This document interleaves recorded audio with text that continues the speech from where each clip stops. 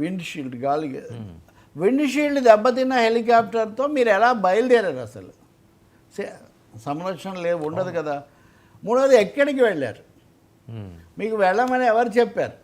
ఈ ప్రశ్నలకు మాకు సమాధానం కావాలని ఈ బేతాళ ప్రశ్నలతో స్థానిక పోలీసులు ఆ పైలట్ను కో పైలట్ను పిలిచారు నిన్న. తీరా కో పైలట్ వచ్చాడు కానీ పైలట్ రాలేదు. ఒకటి విఐపి భద్రత, రెండోది ప్రజల భద్రత, మూడోది అసలు తెలియకుండా విఐపి మూమెంట్ అన్నది తెలియాలి పోలీసులకు. అందులో హెలికాప్టర్ అన్న తర్వాత ప్రతిదీ కూడా పౌర విమానయానం కింద ప్రతిదీ రికార్డ్ అయి ఉండాలి. నిజంగా తెలియకుండా ఎలా వచ్చింది, వెళ్ళింది తెలియకుండా ఎలా ఉంది అన్నది కూడా పెద్ద ప్రశ్న. అంటే హెలికాప్టర్ మిస్టరీ ఒకటి ఇక్కడ చాలా స్పష్టంగా కనిపిస్తుంది.